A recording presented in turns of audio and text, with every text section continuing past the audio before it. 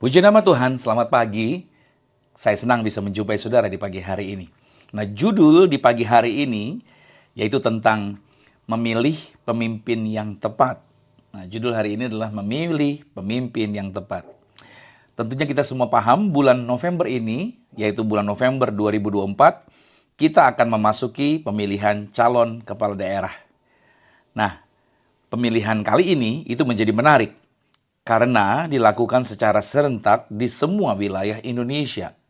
Dari mulai Papua sampai Aceh, dari kota sampai di desa-desa.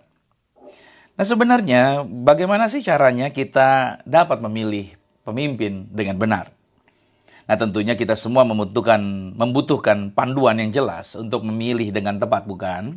Nah, kalau saudara sepakat dengan saya, di dalam Alkitab saudara, Roma 13 pada ayat yang pertama, Paulus mengingatkan kita bahwa setiap otoritas itu ada, itu karena izinnya Tuhan, bukan karena manusia yang menentukannya. Mari kita lihat dan kita dengarkan bunyinya. Roma 13 ayat yang pertama, tiap-tiap orang harus takluk kepada pemerintah yang di atasnya, sebab tidak ada pemerintah yang tidak berasal dari Allah, dan pemerintah-pemerintah yang ada ditetapkan oleh Allah. Dari teks ayat ini mengajarkan bahwa kita harus menghormati para pemimpin, siapapun yang dipercaya untuk menjabat. Karena tidak ada otoritas yang berkuasa tanpa seizin Tuhan. Namun, ini bukan berarti bahwa semua tindakan pemimpin tersebut sudah pasti benar atau harus diteladani, tetapi firman Tuhan mengajarkan kita untuk menghormati kedudukan mereka.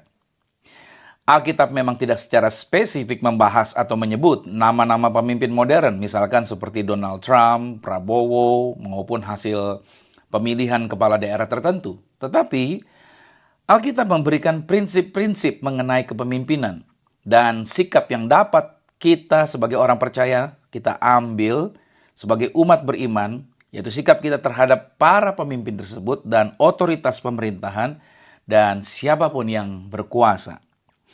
Nah, berikut ini beberapa prinsip Alkitab terkait kepemimpinan yang bisa kita renungkan. Yang pertama seperti ini, saudara, bahwa berdoa untuk pemimpin. Ingat baik-baik, berdoa untuk pemimpin. Firman Tuhan mengajarkan bahwa kita ini dipanggil untuk mendoakan semua pemimpin kita, tanpa memandang siapa yang pernah kita dukung atau mereka yang tidak kita dukung. Dalam 1 Timotius 2 pada ayat yang pertama dan ayat yang kedua berbunyi seperti ini. Pertama-tama aku menasihatkan, naikkanlah permohonan, doa syafaat, dan ucapan syukur untuk semua orang, untuk raja-raja, dan untuk semua pembesar, agar kita dapat hidup tenang dan tentram dalam segala kesalehan dan kehormatan. Jadi, ketika seorang pemimpin terpilih, panggilan kita sebagai orang Kristen adalah mendoakan mereka agar mereka memimpin dengan hikmat, memimpin dengan keadilan dan kasih.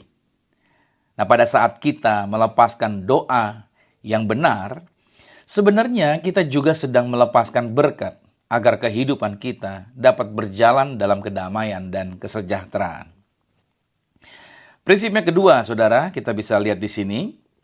Pemimpin itu sebagai pelayan rakyat. Ingat baik-baik, pemimpin itu sebagai pelayan rakyat. Dalam Markus 10 ayat 42-45, Yesus itu memberikan contoh tentang bagaimana seorang pemimpin harus melayani. Dan dalam salah satu teks ayatnya berbunyi seperti ini, saudara. Barang siapa ingin menjadi besar di antara kamu, hendaklah ia menjadi pelayanmu. Kepemimpinan di dalam perspektif Alkitab adalah panggilan untuk melayani, bukan untuk dilayani. Jadi, ketika kita melihat seorang pemimpin dipercayakan sebuah jabatan, maka kita diingatkan untuk mendoakan mereka, ya, mendoakan agar mereka sungguh-sungguh memiliki hati untuk melayani, agar mereka memiliki hati untuk membawa keadilan dan memperhatikan kesejahteraan bagi seluruh rakyat. Dan ini saya mau katakan sama saudara, percayalah, doa kita ini pasti memiliki dampak yang nyata.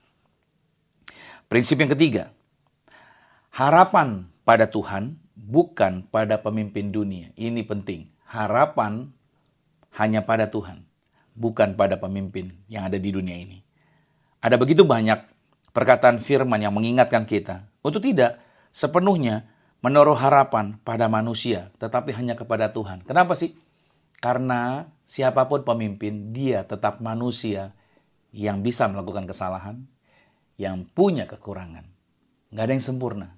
Itu sebabnya jangan taruh harapan sama manusia, tapi taruhlah harapan hanya kepada Tuhan.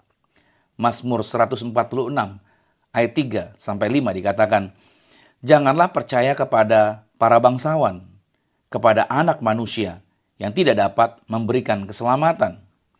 Apabila nyawanya melayang, ia kembali ke tanah. Pada hari itu juga lenyaplah maksud-maksudnya. Berbahagialah orang yang mempunyai Tuhannya Yakub sebagai penolong, yang harapannya pada Tuhan Allahnya. Nah, ini berarti meskipun kita bisa menghormati dan berdoa untuk pemimpin kita, kita juga diingatkan untuk menaruh harapan utama kita hanya kepada Tuhan, bukan kepada pemimpin atau pemerintah dunia manapun. Ingat, hanya Tuhan yang bisa memenuhi harapan dan kebutuhan sejati kita. Nah, oleh sebab itu saya simpulkan, siapapun yang menang dalam pemilihan ini, termasuk jika itu kandidat yang Anda harapkan, atau mungkin kandidat lainnya yang tidak Anda harapkan, panggilan kita itu tetap sama, saudara. Sebagai orang Kristen, sebagai orang yang percaya pada Yesus, panggilannya adalah menghormati, mendoakan, dan berharap pada Tuhan. Kita tidak perlu membuat ujaran-ujaran yang tidak membangun, apalagi ujaran kebencian hanya karena calon kandidat pilihan kita tidak terpilih. Saudara, kita dipanggil untuk mengandalkan Tuhan sebagai sumber hikmat dan kekuatan, serta mendoakan para pemimpin agar menjalankan tugas mereka dengan adil, benar, dan penuh kasih. Ingatlah ini, Tuhan dapat menggunakan siapa saja yang dikehendakinya untuk melaksanakan rencananya bagi daerah kita, bagi bangsa Indonesia, dan bagi seluruh dunia.